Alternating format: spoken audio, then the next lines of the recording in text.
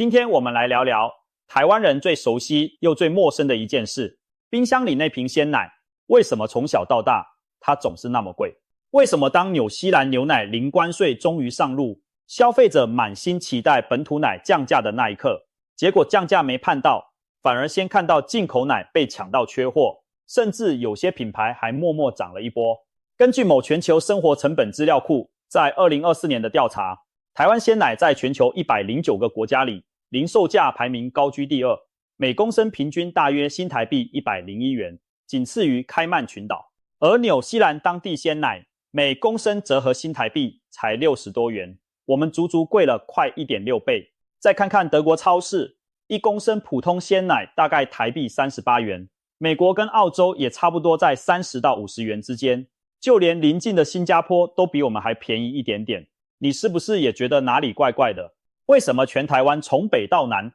从便利商店到大型量贩，拿起一瓶国产鲜奶，很少能看到80元以下的价格？明明都是牛挤出来的奶，为什么我们要付这么贵的钱？为什么自由贸易协定签了10几年，零关税终于全面上路，结果我们还是打不赢这场鲜奶价格战？为什么酪农喊穷，消费者喊贵，乳厂喊成本，最后没有人觉得自己是赢家？那钱到底被谁赚走了？今天我们不讲那些虚的，就把这一整盘复杂的乳价迷宫一层一层拆给你看。故事要从2013年讲起。那一年，台湾与纽西兰签下了经济合作协定，简称台纽协定。里头最关键的一条，就是纽西兰液态乳将逐年扩大零关税配额，到了2025年1月，正式全面零关税。以前超出配额，每公斤要课14元关税，从此1毛不收。这个消息一公布，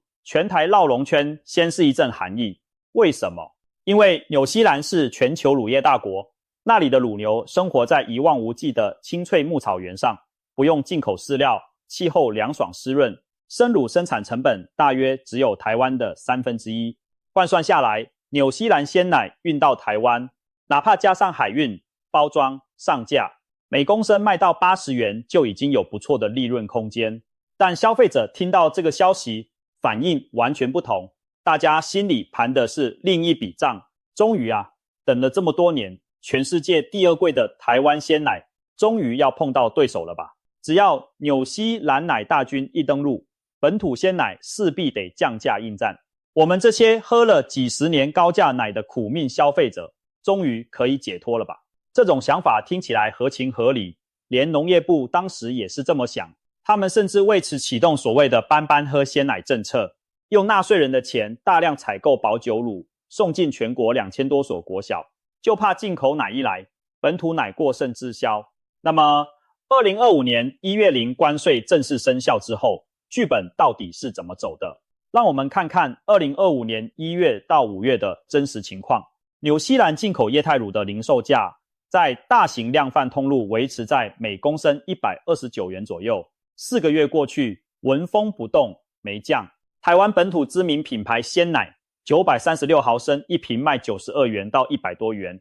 也没降。什么叫做预期落空？这就叫做预期落空。消费者望眼欲穿，等到的是一个令人匪夷所思的事实：关税砍了，价格不动。那中间省下来的每公斤14元关税到底跑到哪里去了？更诡异的是，零关税生效后的前3个月，纽西兰鲜奶的进口数量不增反减，跟大家想象中的货架被纽西兰奶淹没的画面完全相反。市场好像集体上演了一出慢动作的默剧，每个人都在原地不动，每个人却又各有盘算。好，就在消费者还在纳闷的时候，剧情来了一次小反转。某家美式卖场在5月中下旬忽然推出纽西兰牧场直送的全脂牛乳特价， 1.5 公升2瓶159元，换算下来每公升只要53元。这个价格跟本土小农鲜奶比起来，几乎是对半砍。消息一出，会员疯狂抢购，有人一次扫10组回家囤货，社群上热议一片，甚至有会员直呼光这款牛奶就让年费回本了。你以为故事就此完结？没有，限时特价一过，价格立刻弹回189元，甚至200多元，每次上架就被秒杀，想买还得看运气。你会发现，这场战里进口奶的低价是限时的、限量的、偶发的，它根本不是一把砍市场的价格屠刀，而是偶尔点燃一下的烟火行销。那问题来了，为什么纽西兰奶不干脆狠狠降价，一口气吞下整个市场？这个问题的答案其实有业内人士老实讲过，逻辑非常简单，在商言商，如果100元卖得掉，为什么要卖80元？纽西兰乳品在台湾的行销定位是好山、好水、大草原，是国家品牌光环加持下的高品质形象。进口商与通路商心里都清楚，真正会掏钱买进口奶的消费者，有一部分是图新鲜、图风味、图那层纽西兰光环，他们本来就不是冲着便宜而来。既然129元卖得掉，干嘛非要自己断腕降到80元？更妙的是，根据乳业协会的估计，台湾液态乳一年大约进口6万公吨已包装的液态乳，但另一个更恐怖的数字叫做冰砖奶。2024年冰砖乳进口量创下历史新高，光纽西兰来的冰砖乳就超过2万多公吨。冰砖奶是什么？它是把鲜奶经过高温杀菌、浓缩脱水，再急速冷冻成砖块状，运送到台湾之后加水还原，主要供应给咖啡店、手摇饮、早午餐店、连锁超商使用。2万公吨的冰砖乳还原后可以超过10万公吨。换句话说，你每天在便利商店买的那杯拿铁，很可能不是台湾牛挤出来给你的，而是一块冰砖在你的杯子里重获新生。根据消基会在2024年7月的调查，74间手摇饮与咖啡店当中，只有 10.8% 的店家有在菜单或官网上完整揭露使用的牛奶品牌，甚至有店家挂羊头卖狗肉，标示与实际乳源不符。这代表什么？代表零关税对你货架上那瓶鲜奶影响其实有限，但对业务用奶这个超大市场来说，根本是一场已经持续数年的海啸。业务用奶占了台湾生乳总销售的40%左右，是真正的兵家必争之地。国产牛奶在业务通路的市占率目前已经不到2%，超过80%都是进口乳。更让人意外的是，纽西兰冰砖奶进口量在过去6年当中暴增超过1万吨。当台湾人努力在超市货架上分辨哪一瓶才是真鲜奶的时候，真正的战场早就悄悄从超市转移到了街角那间你每天光顾的咖啡店与手摇饮店。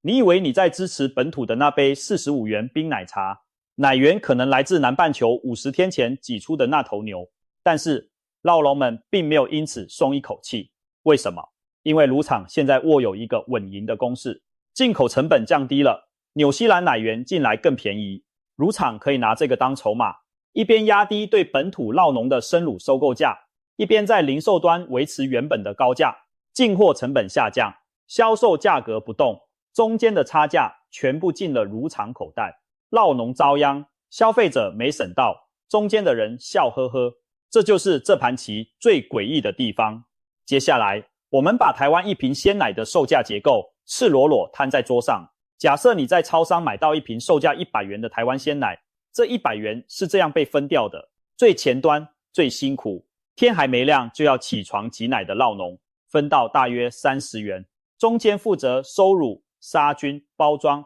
运输的乳品加工厂，拿到大约30到35元；最后把牛奶上架摆在冷藏柜给你选的通路商，拿到35到40元。没错，通路抽得最多，甚至超过辛苦养牛的酪农。这个通路上架费有多夸张？根据业内人士的说法，每适量贩卖场大约落在售价的 30% 以下，大型连锁量贩 30% 到 35%， 大型连锁超市 35% 到 40%， 而最便利的连锁超商因为店面分散，物流成本高，上架费甚至飙到 40% 到 50%。 更离谱的是，上架费名目五花八门，有酪农透露，某家大型连锁超市开给他的发票上竟然有7项附加费用，什么电子发票费、冷藏水电费、合约费、广告费，通通分开收。你以为付的是一瓶奶的钱，其实是在缴一堆看不见的杂费。我们再拉到先进国家做对比，根据德国营养与食品经济研究所的数据，德国超市1公升普通鲜奶平均售价大约新台币38元，就算是有机鲜奶也不过45元上下，几乎是台湾价格的一半不到。更关键的是，德国这个价格有将近一半是回到农民身上，通路与加工合计拿走不到一半。对比之下，台湾酪农拿30%，加工厂拿30%，通路拿40%，分配结构本身就严重失衡。乳业协会多次呼吁，通路应该比照欧洲把上架费降到 20%， 这样每瓶牛奶立刻可以便宜10元。但通路会降吗？当然不会。毕竟对大型连锁通路来说，冷藏货架空间有限，每一个格子都是黄金地段，上架费就是他们最稳定的获利来源之一。而且鲜奶又是所谓的带路货，很多人是为了买那2瓶家庭装的牛奶才进卖场，顺手再买一堆别的东西。通路明白这个道理，因此牛奶的定价不只是牛奶的问题，还是整个卖场动线设计的一部分。为什么不会？因为台湾鲜奶市场几乎被4大乳品集团吃下了80%以上的生乳，分别是统一、光泉、味全、益美。这4家掌握了从契作、收购到加工包装的绝大部分通道。更关键的是，其中某些大乳厂本身又身兼通路商，例如统一集团旗下就拥有全台最大的连锁便利商店体系。这意味着什么？意味着他们是球员兼裁判，上下游一条龙，定价权牢牢掌握在自己手中。回顾台湾乳业走过的60年，从最早期乳粉开放进口冲击，加入世贸组织后的自由贸易压力，到如今纽西兰零关税上路，整个产业已经挺过了3次大风浪。每一次冲击过后，台湾酪农的技术、牛脂的单产、鲜奶的品质都在往上走。实际上，台纽协定生效11年以来，台湾鲜奶产量跟产值每年都还在成长，每头乳牛的平均产乳量更是高居亚热带国家之冠。连越南、马来西亚、泰国的酪农都会定期派人到台湾来取经，学习亚热带地区怎么养出高品质的乳牛。换句话说，台湾酪农在产地这一端其实打得不差，真正出问题的是从牧场走到你冰箱这一路上，那些看不见的中间层。而酪农呢？酪农几乎没有议价能力，他们的生乳收购价由所谓的乳价评议委员会决定，以9项进口饲料与国产雏料的涨跌来估算成本。但真正让酪农能赚钱的，其实是乳厂发的奖励金。奖励金多少？什么时候发？以什么条件发？完全由乳厂说了算。一旦龙头乳厂带头砍奖励金，其他乳厂会立刻跟着照办。2022年俄乌战争爆发，全球谷物饲料暴涨，一个200头规模的牧场每天要多付1万多元的饲料钱，一个月至少多烧30万。但乳厂给酪农的生乳收购价却几乎一动不动，酪农一边烧钱一边叹气，末端鲜奶价反而还在涨。为什么涨的钱没有回到酪农口袋？因为中后段的加工与通路分润抽成过高，酪农永远是链条里拿得最少的那个。一头成年乳牛一天吃掉大约75公斤的饲料，而这些饲料有7、8成要靠进口，也就是说，国际粮价一涨，酪农就得把差价自己吞下去，他们没有转嫁成本的出口。更心酸的是，生乳收购价在过去10年中几乎没怎么调整过，酪农每卖出1公斤生乳，真正能落袋的利润，有时候连10块钱都不到。全台现在登记有案的酪农户只剩下500多户，跟全盛时期相比，已经少了一大半。